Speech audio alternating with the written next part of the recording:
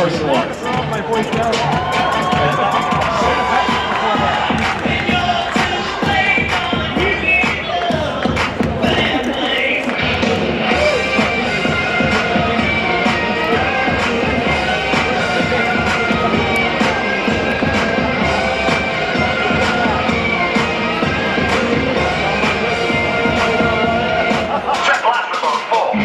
All right, we're gonna do this one more time.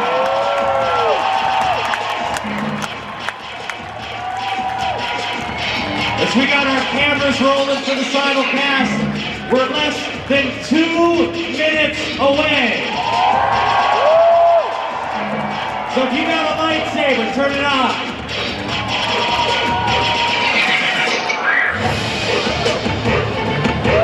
All right, we're gonna do our right hand one more time.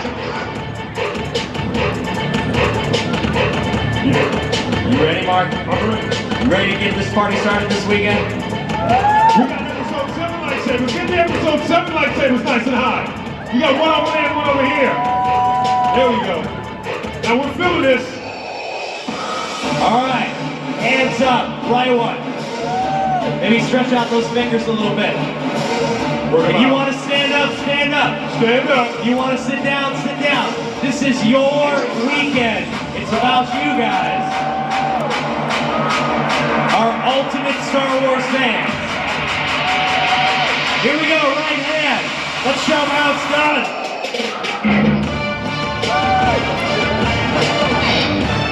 Yeah. This is Star Wars Celebration Anaheim rocking out right now. Yeah. Up at the top, you guys are looking good.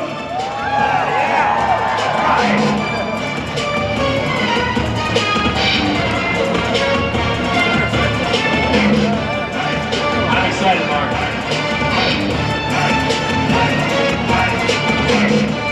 One more time. Star Wars Celebration.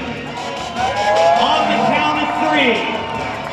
I want y'all to make as much noise as possible because it's about to go down. Now here's the deal. Not often are you guys going to get to see the director of episode 7, so when he walks out on stage, you guys know what to do, right? We want you guys to blow the roof off of the convention center. That's what we need. 1, 2, 3!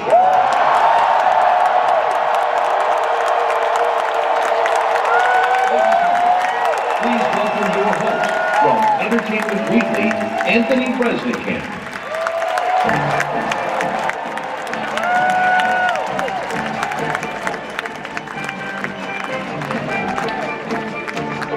I love that they open with that song because there's definitely a cantina vibe in this room, in this arena today. Are you feeling it? It's not just in this room. Star Wars Celebration is beginning with this presentation of Star Wars The Force Awakens, which I know you guys have been waiting to hear about for a long, long time. But it's not just this room. It's not just the folks who are waiting all night to get in here. This is being live streamed. Let's hear it for those people.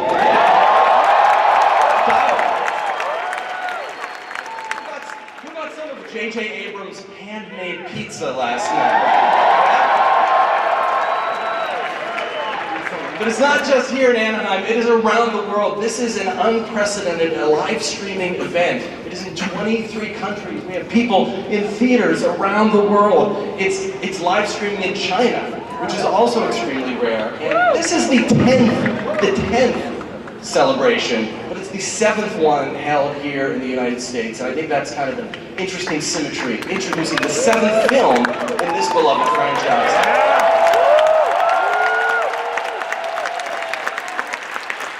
Celebration when you celebrate with your friends and your family and you share it with them. And so I've been told to tell you, for those who are tweeting or watching at home, this is live streaming on Facebook and at StarWars.com. If you tweet certain hashtags, some emojis that are appropriate to Star Wars The Force Awakens will pop up. There will be more as time goes on, as we get closer to the release of the movie. But for now, if you want to unlock them, you tweet hashtag Stormtrooper, what appears, a stormtrooper.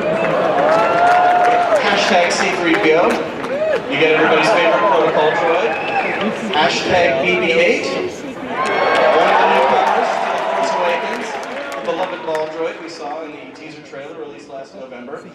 And this means a lot to me. I write about movies for Entertainment Weekly, and one thing I love about my job is the chance to just sit down and talk to storytellers and bring the stories they're trying to tell to the fans.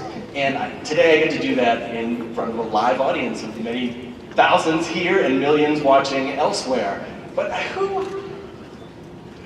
remembers the first time they saw Star Wars?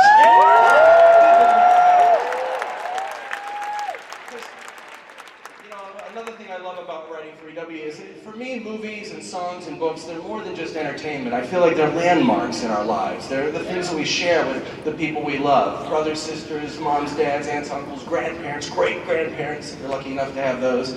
And my first movie-going memory is tied up in Star Wars. I think I had to have been about 4 years old in 1980 when The Empire Strikes Back came out.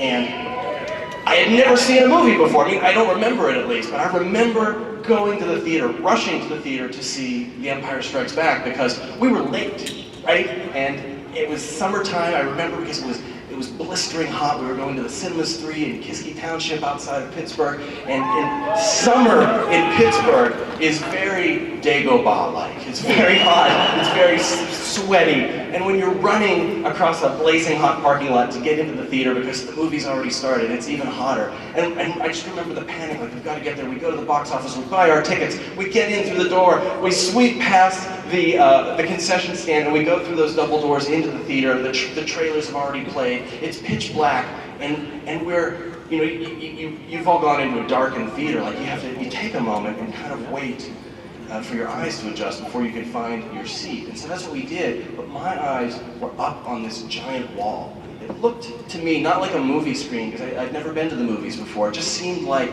a window, a giant window, and there were these curtains, and we'd just come from this sweltering summer heat into the air-conditioned room of this theater. And there were these Imperial walkers in this snowy landscape marching toward me. And to me, that wasn't a movie screen. I felt like I was looking through a window into another world. And every time I watch these Star Wars movies, I feel the same way. I'm sure you do too, right? So let's bring out two people who are opening that window again for us. Please welcome the director of The Force Awakens, also the co-writer and the producer, J.J. Abrams.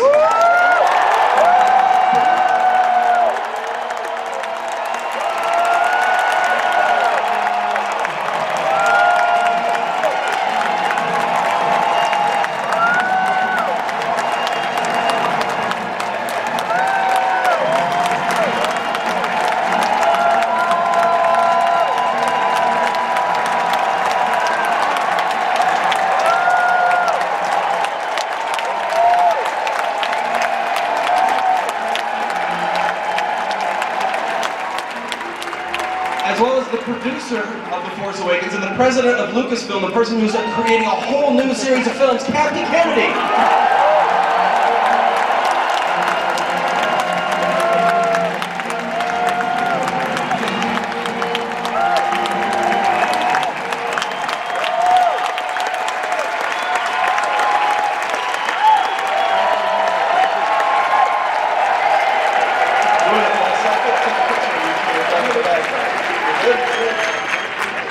He's tweeting, be patient everyone. You can tweet too.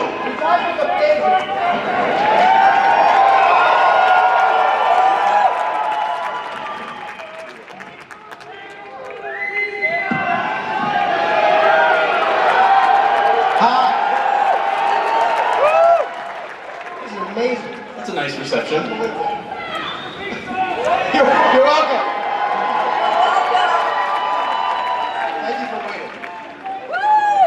Out there waited all night long.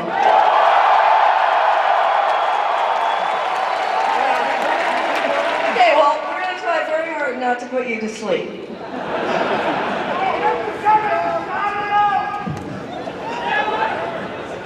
And it went crazy. It Wait, I just have to say last night, I was so excited as we were walking through that I ran in before anybody got inside and I bought this t-shirt.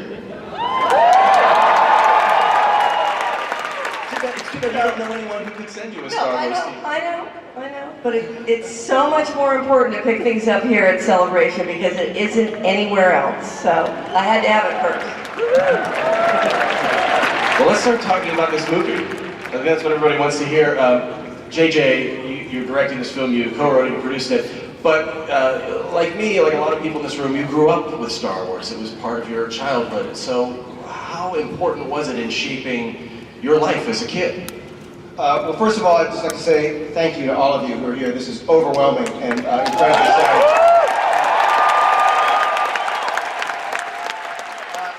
I'm sure, like many of you, the experience I had seeing Star Wars for the first time was mind-blowing. I was 11 years old when it came out, and 11 was a great age to have my mind blown. And I'll never forget that feeling of seeing a long time ago in a galaxy far, far away fade out, and those words hit the screen with that incredible music, and it was that moment on that just transported me.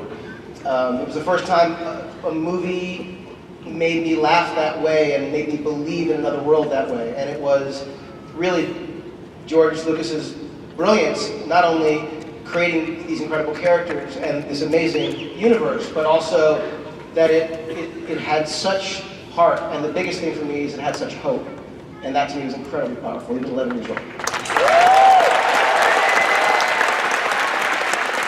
were you a collector? Did you have the toys? Did you ever dress up for Halloween? It sounds like someone must have told you something. I did one Halloween one year dress up as a Jawa, but I don't want to tell you what year it was.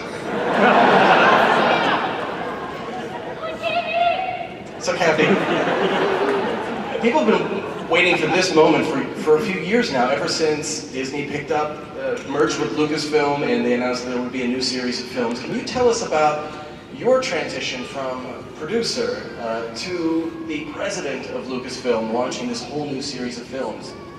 Well, I have to say that when George asked me to have lunch with him, and it was almost 3 years to the day that I sat down with George in a small little restaurant in New York, and he said, I'm retiring, and I'm thinking about moving on, and I'd like somebody to come in and carry on this legacy. And I thought he was going to ask me recommendations on who might do that. And I said, who are you thinking about? And he said, well, I was thinking about you. And needless to say,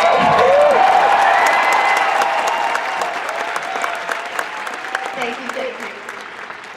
As any of you can imagine, it is an incredibly daunting task.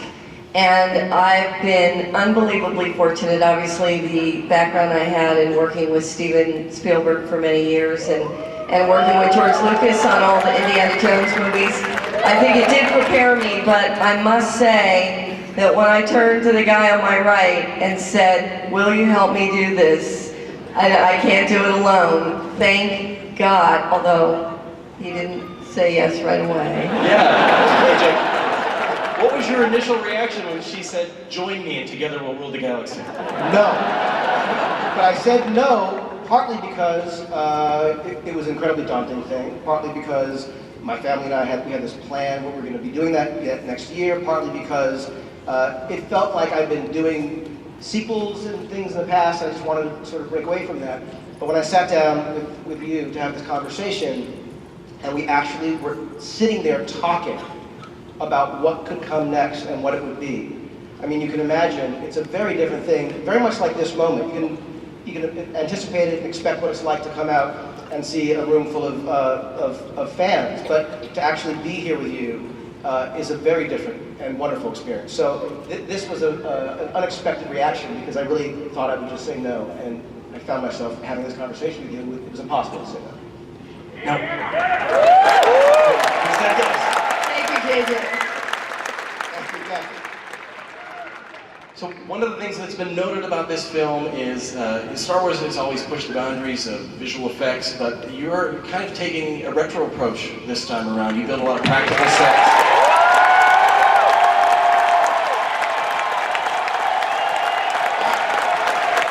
I've heard people like that. That's an awesome reaction. I will say that when we started talking about actually what the story would be and how to make it happen, the thing that struck me.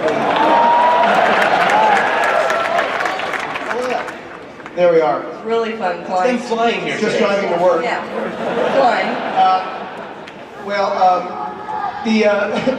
When we were working on pre-production of the movie, the thing that struck me, and it wouldn't go, get out of my head, is just how real you knew and felt Star Wars was when you first saw A New Hope. And that feeling of actually being in, whether they were shooting in Tunisia or on various physical, tangible sets, you couldn't deny it. And I knew, look, it's Star Wars, right? There are going to be an endless number of effects that will be done, CG and otherwise, of course. But we needed a standard, and we needed to set a standard that was real, that felt like you knew the people were in those places. The way the light interacts with the set, you want it to be legitimate, you want it to be authentic.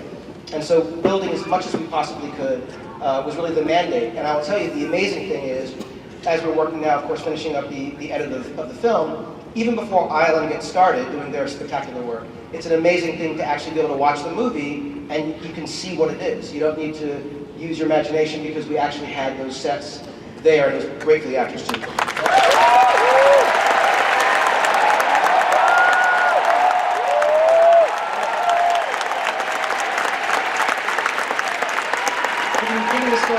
Direction. Now, I just want to say, right now, everybody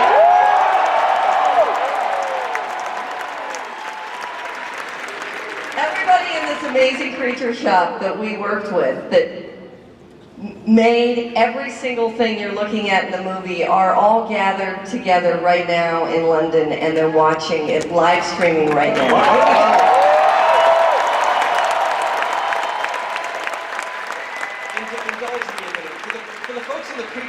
Not just applause and cheering. Could everybody make their best Wookiee roar for those guys right now? I want to hear 1,000. That's cool. Thank you. Close to a Bruce Springsteen concert. There they are. That's it. Hello. Them now, right? Watching from London. You began filming, the first 10 days of this movie were on location in Abu Dhabi, a desert landscape. People have seen desert landscapes before in Star Wars. What are we seeing? And what was it like to start shooting in such an inhospitable environment? It was an incredible thing to shoot there. It was 128 degrees. The amazing thing about, there it is, that's a picture. Kathy Kennedy took that photograph. On Shot my on an iPhone. Yeah, there you go. Shooting in Abu Dhabi was an incredible thing. Star Wars is as much a Western and a fairy tale as it is anything else. And one of the things that you expect and want to see are real, tangible, John Ford, beautiful landscapes. And shooting in Abu Dhabi provided just that. It was an incredible thing to be there. And the location is a desert planet called Jakku. People have thought it was Tatooine. It's a planet called Jakku, and you'll learn a lot more about Jakku, maybe even today.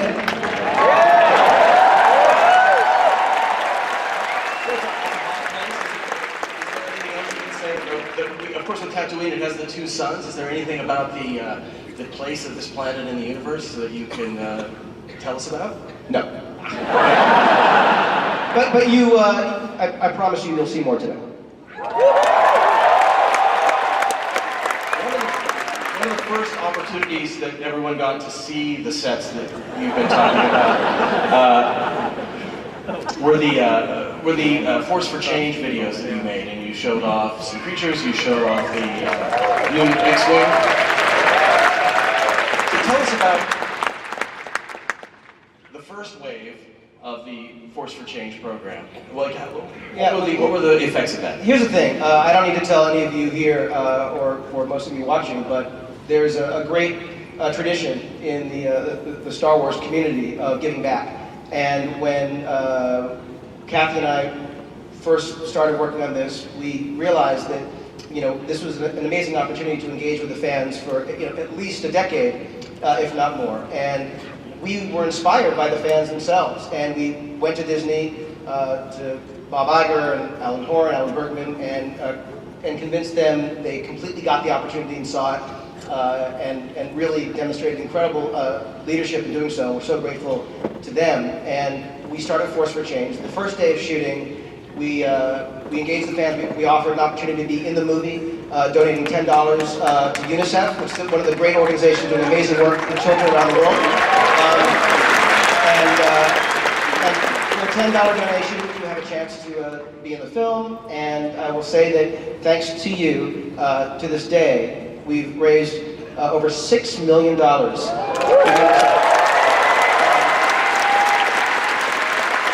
amazing. In the name of Force for Change, and that's money that is doing real work right now with UNICEF Innovation Labs for children, thousands of children throughout the world, and that's really an amazing thing, and thank you for that. And that's not the end of it now.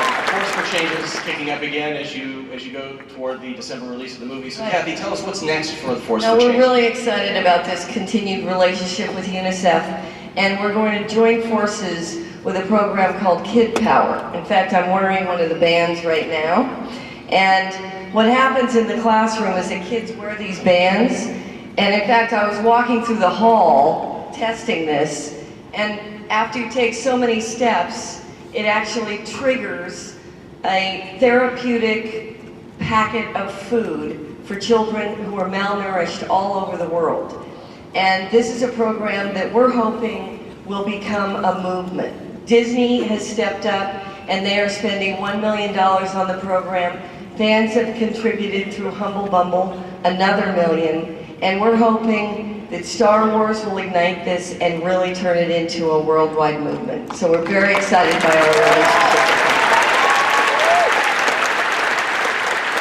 Now, since we're here at Celebration, let's talk about your history, both of you, with this event. JJ, you've gone as a fan before, right? Yeah, I've been before, and it was great to come here this morning and get to walk through some of the stalls and meet some of you, and it was just an incredible thing to see the time and the effort and the passion that goes into so many of the booths. It's amazing. And Kathy, you were in Germany at the last Celebration 2 years ago. Was it your first time there? It was my first time at Celebration. George had actually been telling me over and over again how amazing it was. I just missed Orlando, so when I got to Essen, I have to say I was wildly unprepared for what I was walking into, and just astounded, as JJ is saying, about the quality of the work and the level of creativity. And one of the areas I walked by were the R2-D2s that had been built. And you guys right down here. And fan-built R2-D2. Right. Fan-built. Everything that is actually, we didn't get to run up to the second floor today, but I understand there's over 100 R2-D2s, so I can't wait to see that.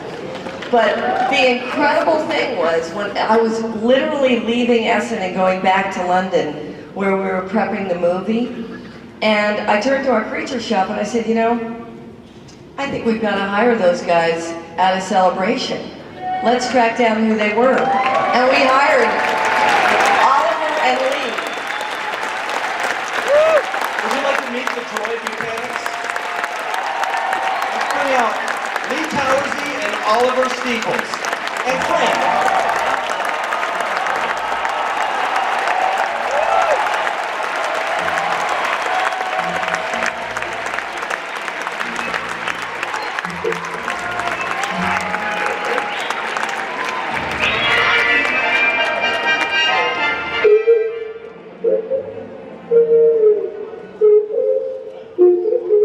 Welcome to Celebration, guys.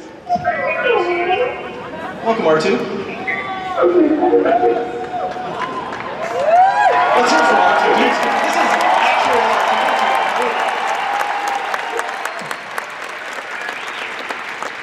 R2. So Lee and Oliver, you were once guys out there in the audience. Now you're up here on the stage. You are fans who have now contributed to the Star Wars universe. You know, give people a little sense of what that feels like.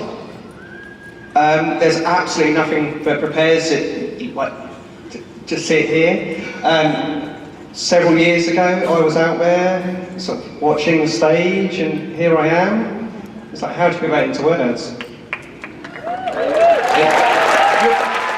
It was awesome. It was like every day we went to work with a smile on our face. It was brilliant. Yeah. So you got the job because of your fidelity to recreating the original R2-D2, but tell us about your own contribution. Like, what is your own little artistic spin on the Force Awakens version of R2-D2? Well, this picture here now, this is a new design dome. JJ gave the request for some domes, so we were kindly left to create a new dome, which JJ was happy with.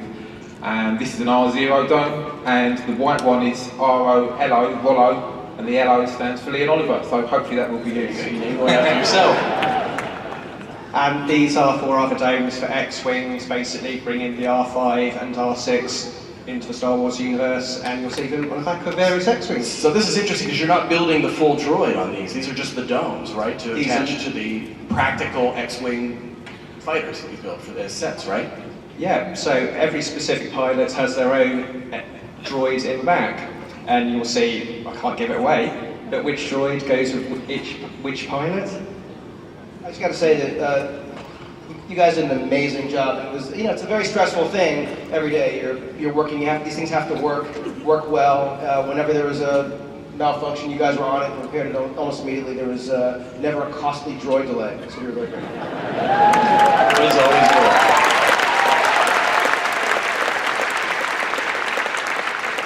Let's hear it for the tinkerers of the Force Awakens, the human Jawas. And Oliver Steeples. Thank you very much, guys. Let's hear it again for R2-D2. So let's move now from the robot. Oh, we do. We have to bring out one more.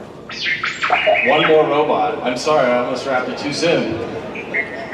Giving short shrift to one of the new droids of the Star Wars universe. Please welcome BB-8.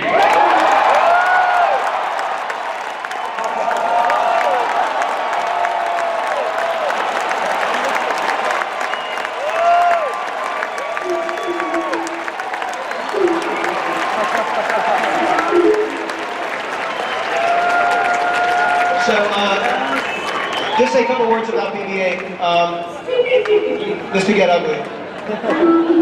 Is there a little rivalry between them? So BB-8 was a creature that was performed.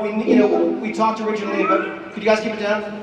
We talked originally about how to do this, how to best have BB-8 in the film, and there were a lot of discussions about how having a CG BB-8 would be so much easier for shooting, but we also knew it would be better for the film, for the actors, for the sets, for the look of it, if it were performed. And Neil Scanlon and his unbelievable team you saw earlier in the picture built and puppeteered BB-8 in the movie, did an extraordinary job, and it was better for the actors, it was better for the film itself, so you'll see their work, it's amazing.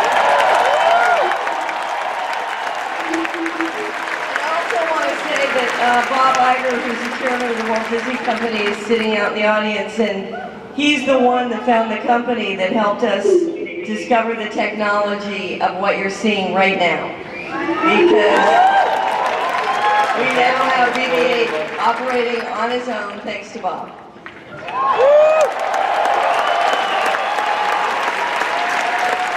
We'll give R2 and BB-8 and Oliver and Lee a round of applause. Thank you guys so much for coming.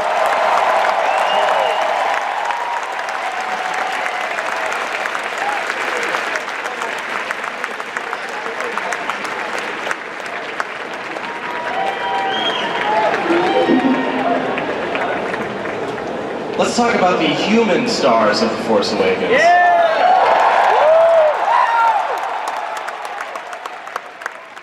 I want to start off with one in particular. He's definitely not here today, but he's in everyone's thoughts. Harrison Ford recently had a very serious accident. He's a total badass and crash landed that plane and made it out okay. I gotta say, the amazing thing about Harrison, and I don't think anybody out there will be surprised, is that he is the only person that can make an emergency landing on a golf course in front of 2 doctors. So he's home and resting and getting well as fast as he can. I can't even begin to tell you how much he wanted to be here. But maybe next year, but at least by the time we open this movie, I know that Han Solo will be very actively involved in what we're doing.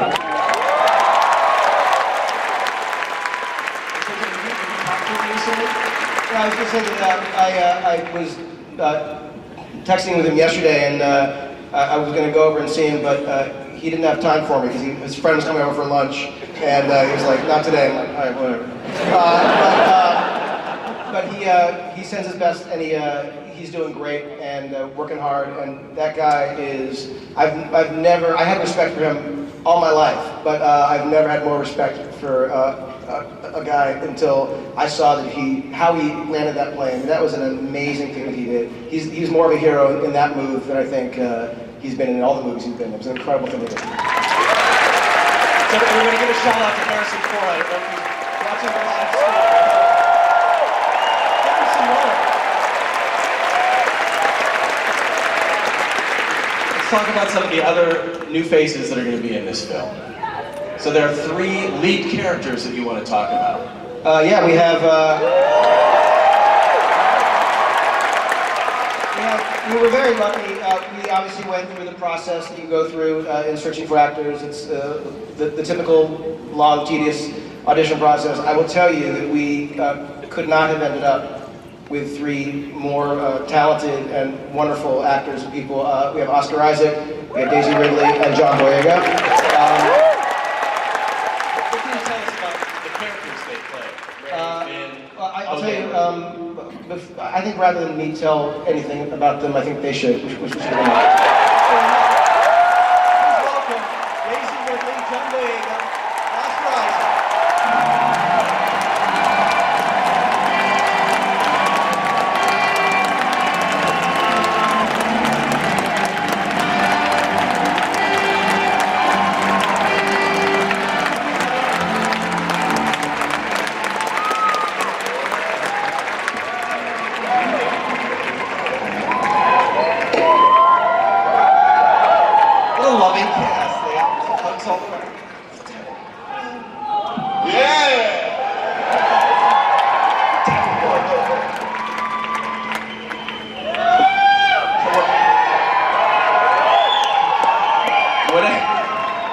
Whenever you guys have appeared in public, have people ever asked you about Star Wars before? A little bit?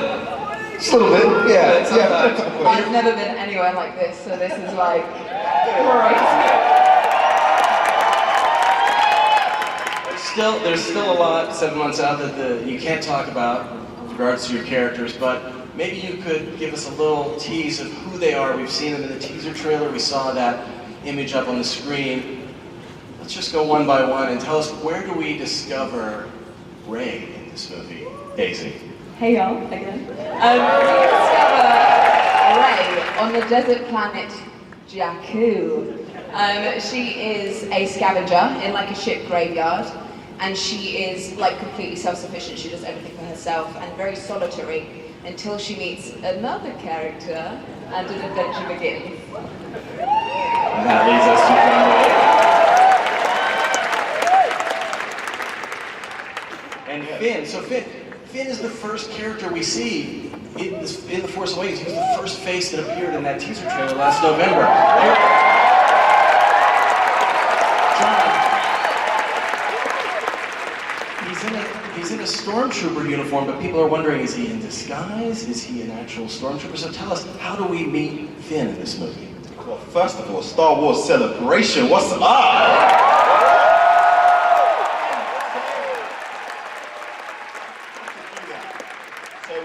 Finn, he's in incredible danger, and the way in which he decides to react to this danger changes his life, number one, and launches him into the Star Wars universe in a very unique way.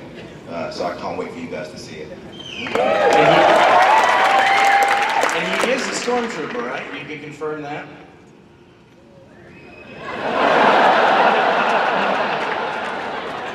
Yes, he is a stormtrooper.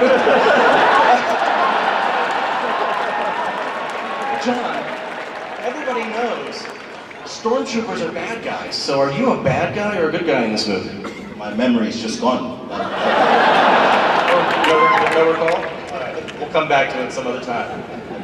Oscar Isaac. What's up, everybody?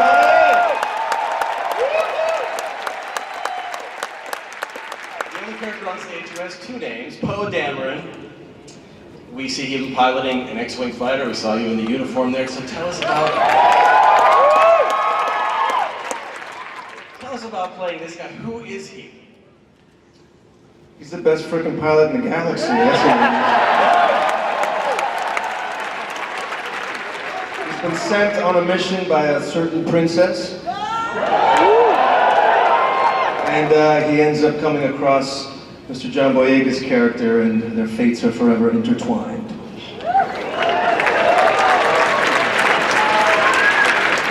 the three leads, I find it fascinating that you have a stormtrooper and an X-Wing pilot potentially working together with a scavenger. Sort of ticks all the boxes. There are a number of actors that everybody knows are in the movie but are not able to join us yet, and we've got time to review them. But we have this incredible cast, some of whom you see here, including Adam Driver and Andy Serkis. We have Lupita Nyong'o, Gwendolyn Christie. It's an incredible group. But you know, we have many months before the movie comes out, and I promise you that we're going to have a lot of fun revealing between now and then the other actors. But how lucky are we to have these three today? Come on.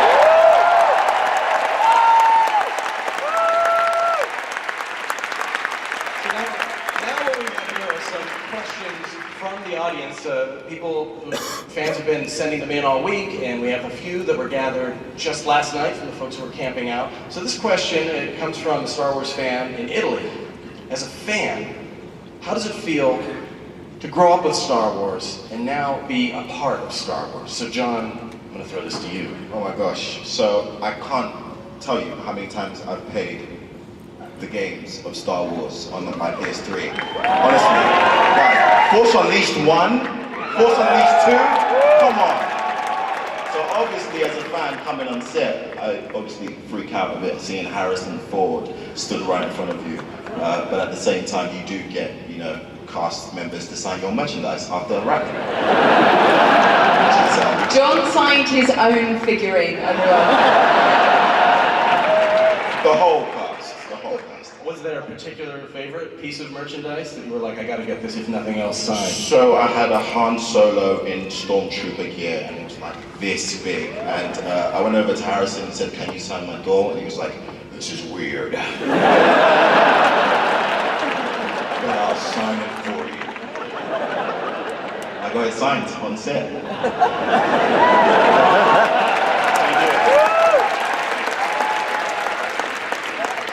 Here's another question from a fan in Japan. If you were to put yourself in the world of Star Wars, what type of character would you be? And because they're in Star Wars, I'm going to ask you, Kathy, what type of character would you be? Well, I have to say, I think the interesting thing about that question is I don't think I have a lot of choices. At least Originally. Princess Leia was kind of the only game. But I'm going to say that that's going to change.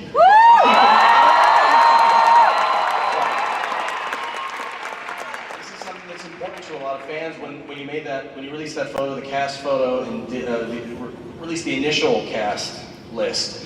Some people noted that it was only Daisy who was new to the cast, representing the females of the galaxy. You know, and I know a lot of there are tons of female fans of Star Wars, and Daisy. I've got a little girl. She's 5 years old. Her name's Audrey, and she loves Star Wars, and I'm kind of excited that there are going to be other characters for her to identify with. So no, there's great new characters and really strong women, and not only in Episode 7, but the conversations we're having moving forward, there are going to be a lot of wonderful new characters.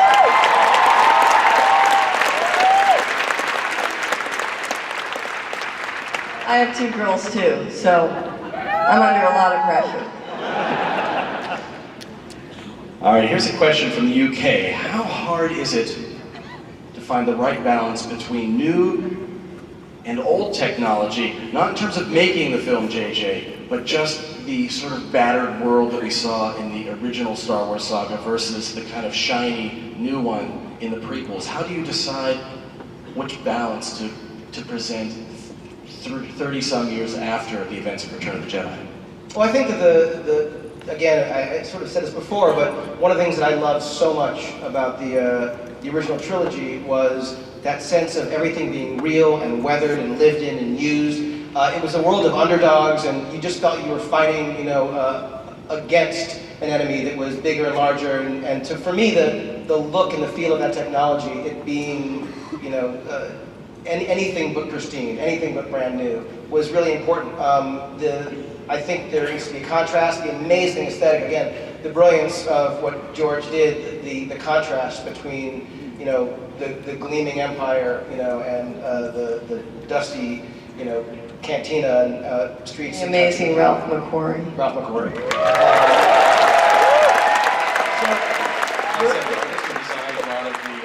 The look of Star Wars. So we're very much following that feeling. I mean, this movie takes place decades after Jedi, so this film needs to follow suit. In that regard, I think that's what you'll see. Here's another one. This one comes from the US. It's a tough one. With millions of fans all around the world, are you afraid to disappoint with this movie? And how can you guarantee you will please every single last one? Well, we just will.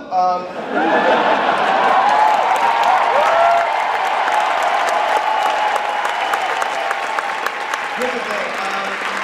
Obviously, as I say, you can't please everybody, though we are trying very hard to do just that. But I will say this, that there are moments where the pressure of what we're doing, the responsibility of what we're doing, honoring the legacy, but using the legacy to tell a brand new story that moves forward and makes the fans proud. It's the most important thing that we're all working on. And I will say that though there are moments of, I don't know, I'd say sheer horror at what that is, the reality is I've never had more fun in my life working on anything. And the opportunity far outweighs the risk of this. And I can't wait to see it.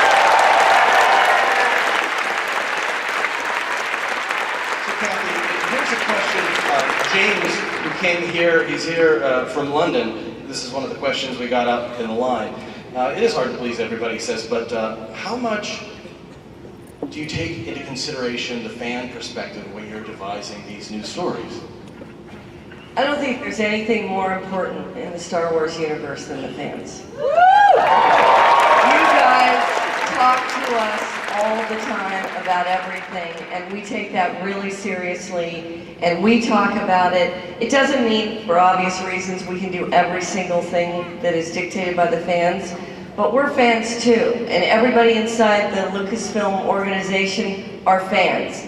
Many, many fans are inside the Walt Disney Company. I've been amazed since we've been a partner of the Walt Disney Company now that everybody is a fan. Everybody has a Star Wars story.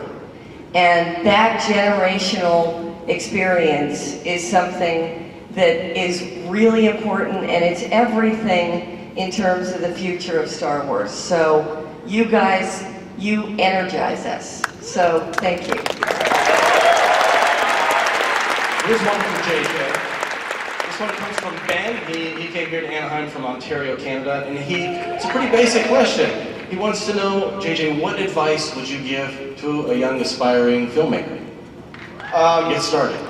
Well, first of all, I think that the reality is that everyone has a camera in their pocket now. When I was a kid, it wasn't, you know, this ubiquitous thing that everyone just carried a camera around.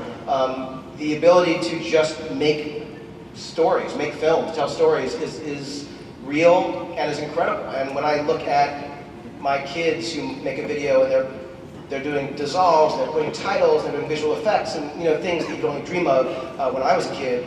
To me, it just says that, you know, the technology has been democratized. Everyone has access to the ability to be a filmmaker, and if you want to do it, the only thing stopping you is you. And so do it, and put them out there, let people see them. And I can't wait to see your movies. Ben. And I gotta say, the fan films that we see all the time, unbelievable. I am continually amazed at the fan films that are created for Star Wars.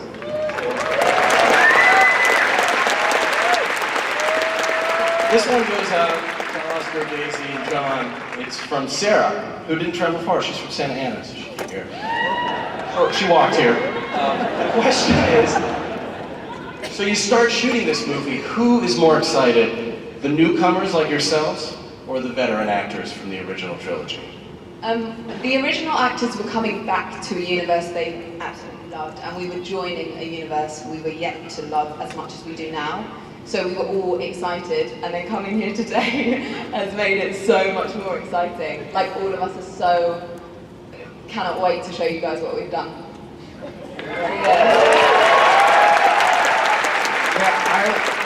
It was interesting because I was in my hotel room waiting to find out if I had been cast and if I needed to stay for that reading, that picture that you guys saw, that iconic one.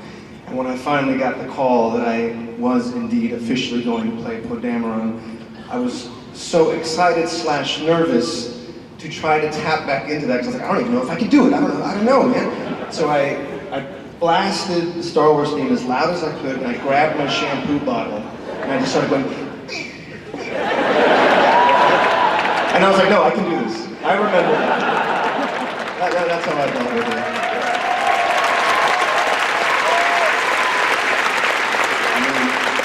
With me, the excitement just turns into absolute nerve, and I was scared to tell my parents that I got the part of Finn in Star Wars in case they didn't believe me. So I waited until that cast photo was released before I told my parents. And all that time, my dad saw me leave and go into this place, and I was reading all these red sides, and he was like, well, what is going on? And I just told him I was filming 24. So I want to thank you guys who submitted the questions online and who waited in line to offer their questions to the cast and the filmmakers. It's so wonderful to see the new faces of Star Wars, but how about if we bring out, you want me to bring out somebody else? I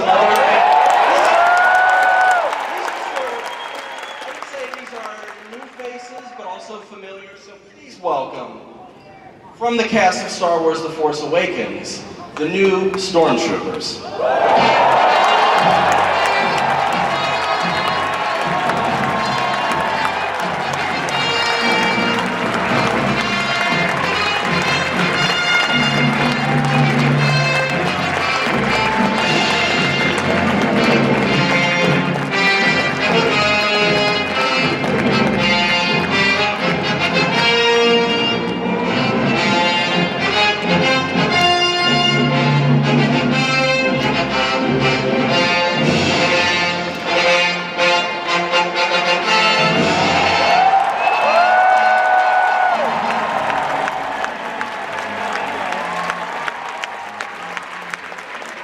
They look great, right?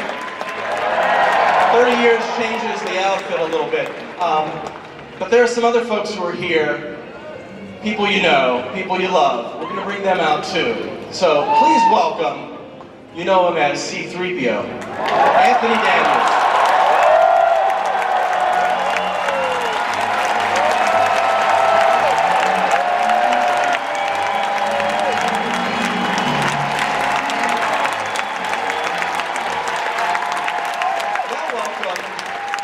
Princess, diplomat, freedom fighter, Princess Leia, Archbishop.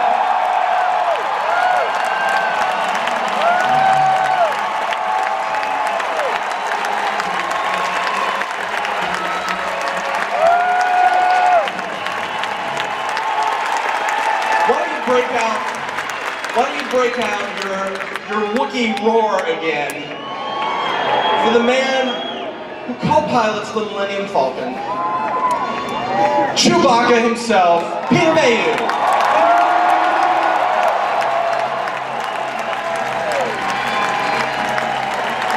And Luke Skywalker.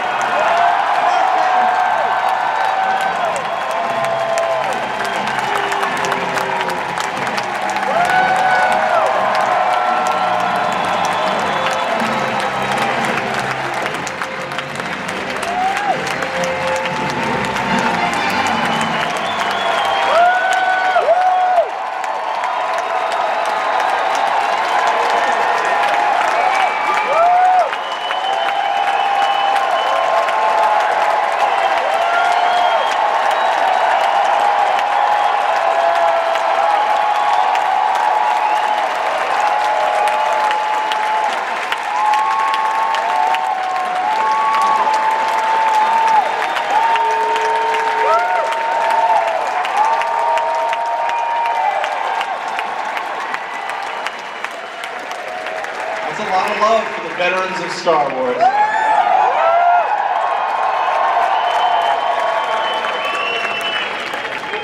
So, Anthony. Anthony, I want to start with you. So you are the only actor to appear in all 6, now 7 Star Wars films.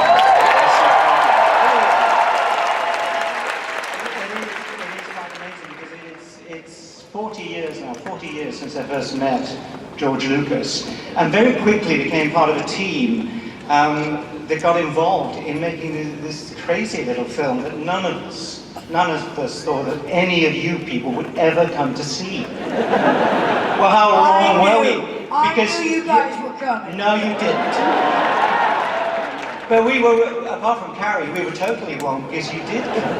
And you kept coming. And from the beginning, you stayed with us all the way. And it is quite extraordinary. And now there's even more of you joined in the fun because there's 3 generations who love this story. And, yeah?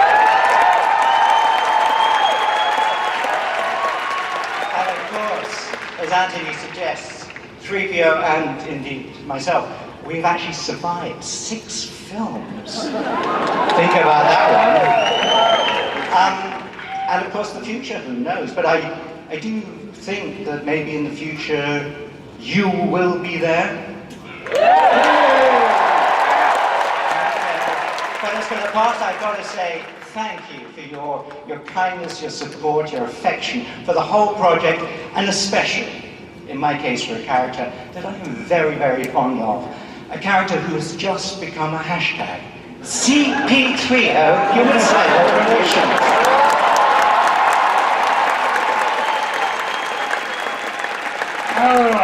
Peter Mayhew, the man who brings such soulfulness to Chewbacca.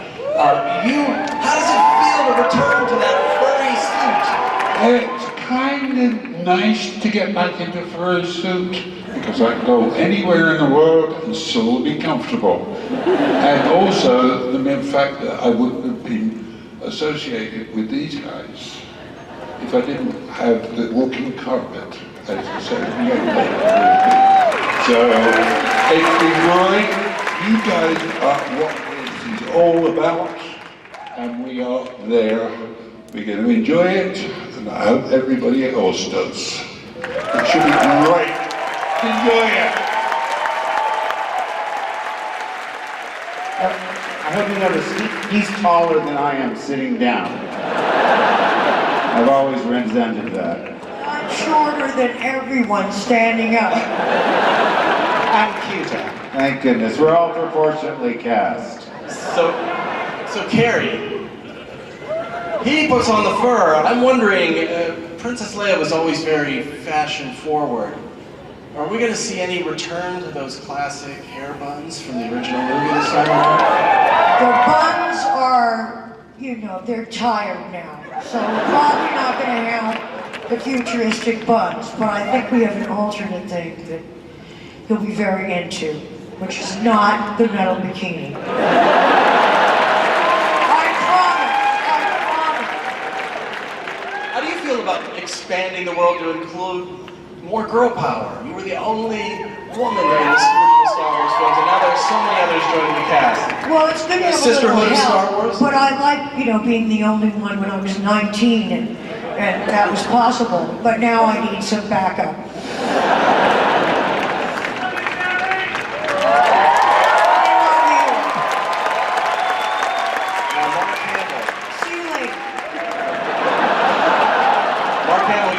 Luke Skywalker for a long time. What do you want to say to the fans? What can you tell us about returning as Luke Skywalker? Well, I remember George called the original film the most expensive low-budget movie ever made. And I remember saying to him, I think this is a winner. I think we're going to outgross Planet of the Apes. That's the Charlton Heston Planet of the Apes, by the way. No, I really just have a simple message, not just to all of you in this room, but to people watching us around the globe, and that's a simple thank you, because if it weren't for the UPFs, ultra-passionate fans, we wouldn't be here. And it never ceases to amaze me, and I'm so grateful for your support, your enthusiasm, and yes, your passion. Because over the years, my entire adult life, I felt such love from you, and you're more than just fans, you're family.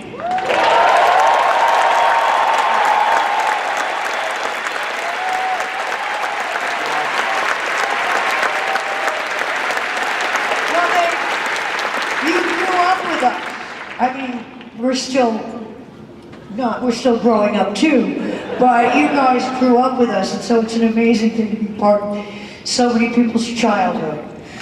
So, and to be a toy at the same time. So, thank you for playing with me when I'm plastic.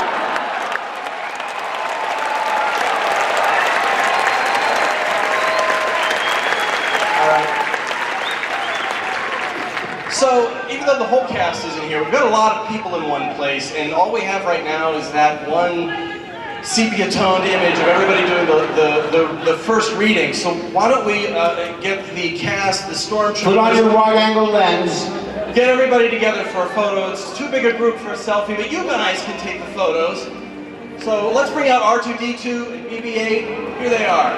Get out your cameras, hit record, capture the moment.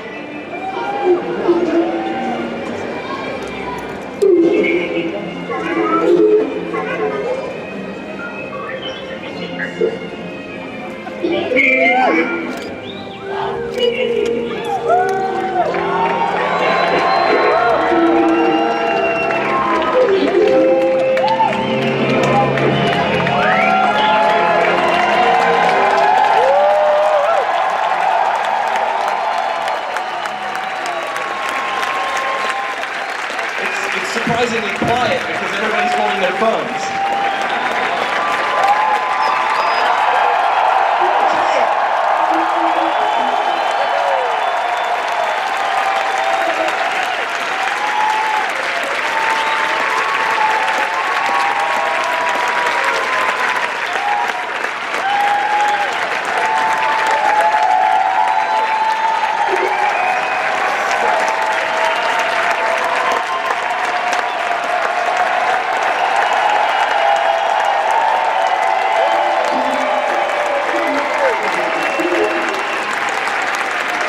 These guys have to say goodbye now. Thank you guys, everyone, so much for coming out. Thank you for joining us at Celebration, for kicking it off right.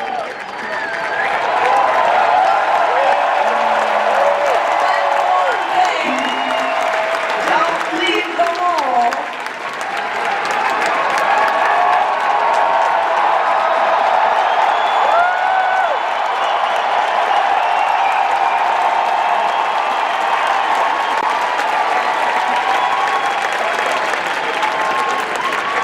JJ's going to take a little time now and he's going to tell you about his childhood memories of Star Wars. Do you want to tell him why we're really standing here? Who wants to see a new teaser?